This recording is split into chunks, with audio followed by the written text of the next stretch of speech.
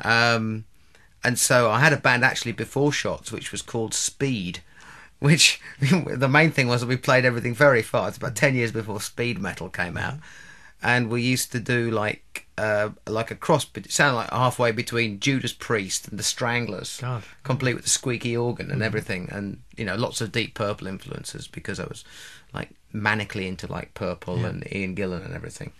And of course, getting in Samson, the first thing we did was go off on tour with Ian Gillan. Really? Yeah. So, I mean, that was my first introduction, really, to proper touring, was third on the bill with Randy California and Ian Gillan, to around Carlisle Market Hall and stuff like that. Was that the first gig that you did with Samson? No, the first gig I ever did was, I think it was the Music Machine, which is now the Camden Palace, but in those days was like a late night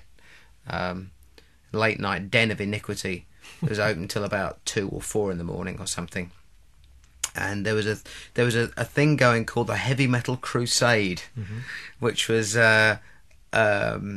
Neil Kay, who was like the DJ at the time, right? And he would like trundle around with it, and it was a rotating bill basically of like Angel Witch, Samson, Iron Maiden, Saxon. Maybe Def Leppard played on it, and 1 or 2 other bands. There was a band around called Marseille at the time, and all these like the Tigers of Pantang. I don't know whether they did that. They came a bit later. And there was all those bands of that era, White Spirit. And of course, I'm playing with Yannick now, doing my solo stuff. So it all sort of gone full ties circle. in. It's all gone full circle. Yeah. So how highly were Samson rated at the time compared to these other groups? At first we were, it was basically Samson, Saxon, Iron Maiden, and Def Leppard. Those were the 4. Yeah. We very rapidly lost ground, I think, because I think we had a lot of business problems and a lot of we weren't put in nearly as favourable a light in terms of press and stuff. Maiden very quickly like really forged ahead. I mean, a very strong image, with and very solid and very definite and bang. We were like, Frank, I mean, like in terms of image, I mean, we were a complete mess. I mean, you had the drummer would like pouring beer over his head, wearing like this like balaclava and everything, and he was completely mad on Kiss, right?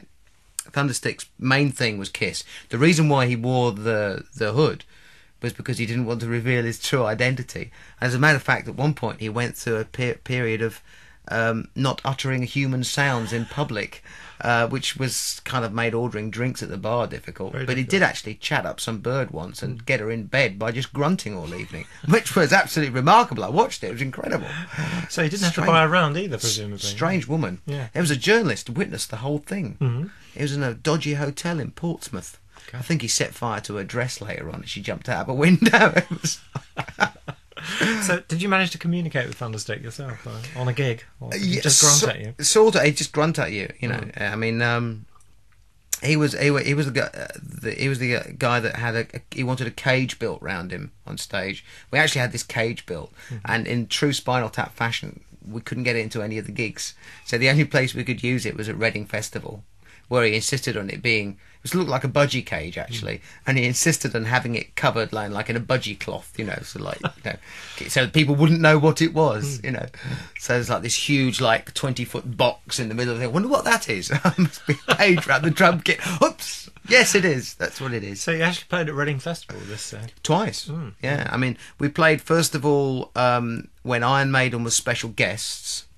It's funny actually. I played Reading 3 times in total.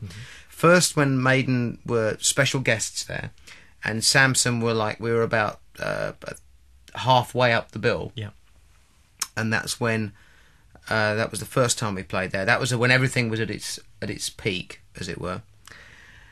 Then the next time was when we'd split from our management. Our record company had gone bankrupt. We were just got over legal injunctions that had signed ourselves into £250,000 of debt, and lost legal battles and all kinds of nonsense that had messed everything up. And we had a new drummer, which was Mel Gaynor, right, who's now with Simple Minds, and he only played 1 gig, and I think it was it was my last gig with the band. It was Reading Festival, and the BBC recorded the whole thing.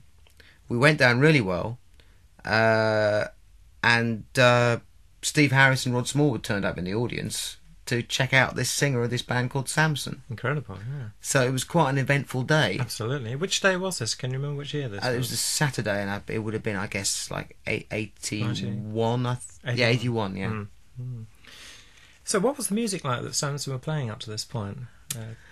It was blues. It was riffy, sort of blues influenced. I mean, Paul's influences were sort of like Mountain and Hendrix, and Paul Kossoff, people like that.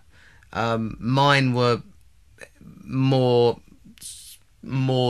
straight down the line hard rock, which was like Deep Purple and Sabbath, and a few off the wall things like Jethro Tull and Van der Graaf General. I mean, the same influences that everybody knows about from all the interviews I do with Maiden. The same influences then as they are now, really.